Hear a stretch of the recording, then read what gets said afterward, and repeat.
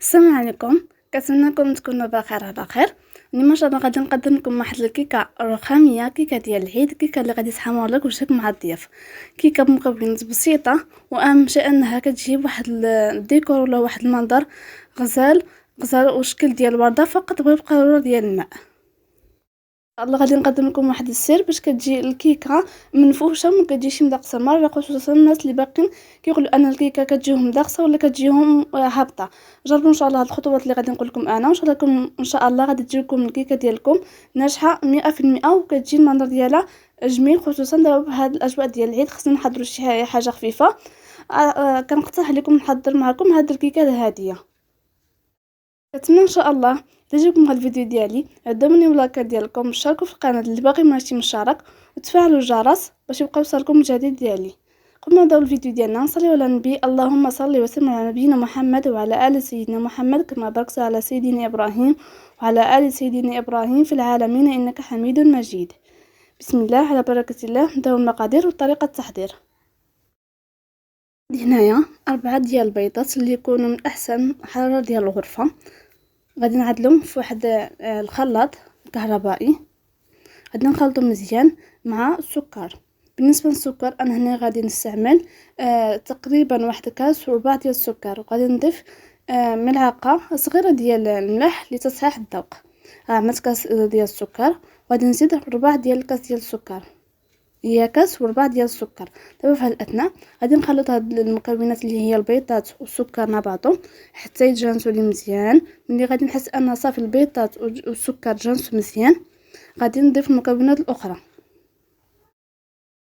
صافي ملي غادي نحس ان البيضات والسكر تخلطوا لي مزيان غادي نضيف كاس ديال الزيت. بالنسبه للزيت انا هنا غادي نضيفه بالتدريج، ما غاديش نضيفه مره واحده. هي الماكينه عندي كتخلط وانا كنضيف الزيت شويه بشويه بالتدريج باش ديك البيضات ما كيهبطوليش على الشكل هذا. صافي دابا هنا غادي نسالي الكميه ديالي اللي هي كاس ديال الزيت، والماكينه كتخلط لي. ما خصنيش في هذه المرحله نوقف التخليط باش ديك البيضات كيطرو باش ما كيهبطوش الكيكه ديالي. من بعد غادي نخلي الماكينه ديالي تخلط، وغادي نضيف هنايا بالنسبه للحليب انا هنايا كيبقى اختيار، اما تعدلوا حليب اما تعدلوا دانون.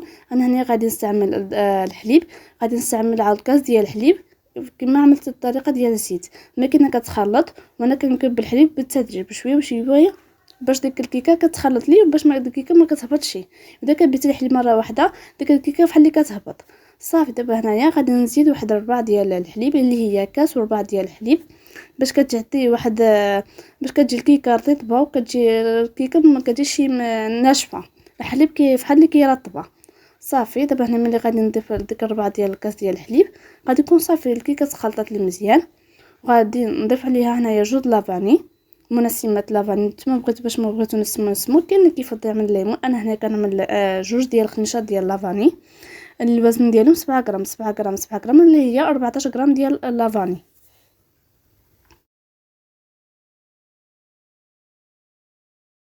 في دابا في الاثناء غادي نجيب الطحين ديالي اللي كنت خربته من قبل، وغادي نضيف عليه هنايا الخميره اللي هي الوزن ديالها 20 غرام. غادي نضيف على 4 كيسان ديال الطحين. هنايا الطحين انا هنايا غربلت 4 كيسان ديال الطحين. دابا هنايا داك الخليط ديالي غادي نضيفه في واحد الاناء وغادي نخلط هنايا بالخلاط اليدوي، ما غاديش نستعمل الخلاط الكهربائي. صافي دابا هنايا ديك الخميره اللي كنت غربلتها هنايا غادي نبداو نضيفو الطحين شويه بشويه. ضروري في هاد الكيكه باش كتجينا الكيكه ناجحه ضروري خصنا نكبو الطحين بشويه بشويه. ما خصناش نكبو الكيكه مره زعما اي حاجه مره واحده، خصنا نكبوها بالتدريج باش كتجي الكيكه منفوشه. صافي دابا هنايا غادي نبقى نضيف حتى نكمل الكميه ديالي كامله اللي قلت لكم 4 الكيسان ديال الطحين. ملي غادي نضيف 4 الكيسان ديال الطحين هنايا غادي في هاد الاثناء غادي نكون شبرت عملت واحد ربع ديال الكاس ديال الماء يغلي.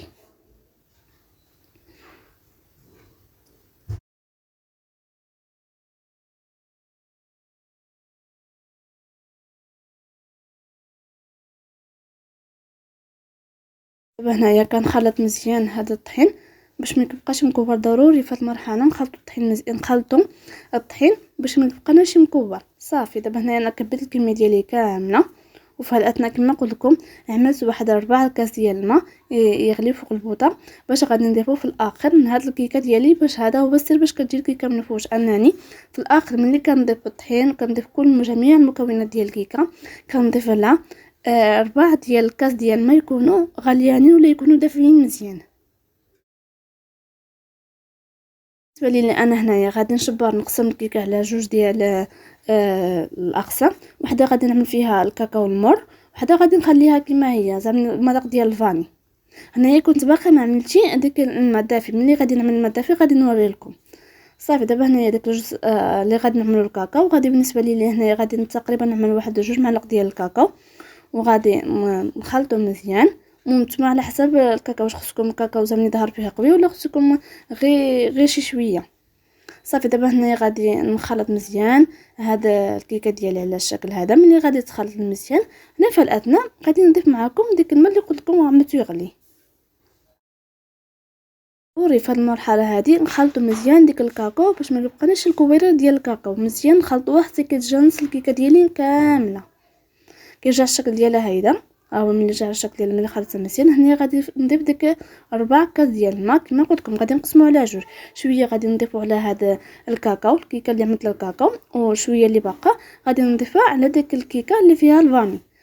ضروري عاود نخلطو مزيان باش ما يبقاناش الماء على الوجه، والكيكه كتخلطنا مزيان. هذا هو السر باش كتجيكم الكيكه طالعه وكتجي منفوشه وما كتجيش مدقسه من داخل مره، هي انكم في الاخير كتضيفوا 4 كاس ديال الماء كتقسموها على جوج، النص كتعدلوه من الكاكاو والنص كتعدلوه من الكيك ديال الفاني. ها هي داك الكميه اللي كنقات لي ضفتها هنايا على الفاني. صافي دابا انا غادي نخلط مزيان ها هو هذا الفاني.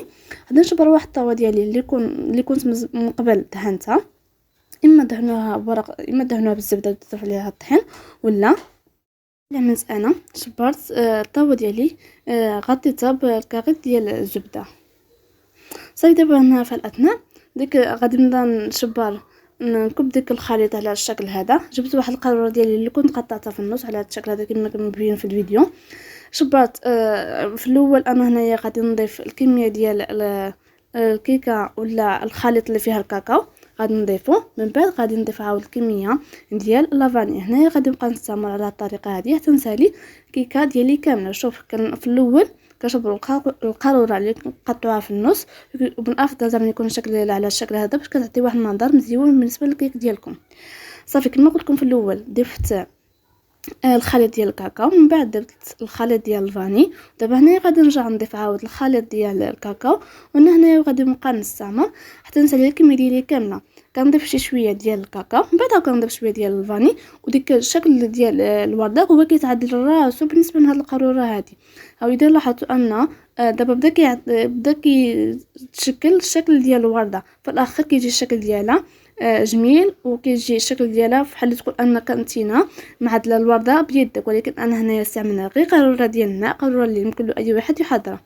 المهم كنتمنى ان شاء الله تكونوا الفيديو حتى الاخر باش تشوفوا كيف كيجي الشكل ديالها نهائي. كيجي الشكل ديالها خطير، واهم شيء انها كتتحمر لكم وجهكم مع الضياف.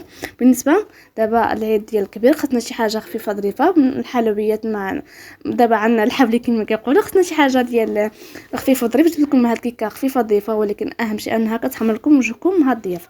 كما لاحظتوا ان هنايا دابا هنا بدا كيبان الشكل ديال الورده اكثر واكثر.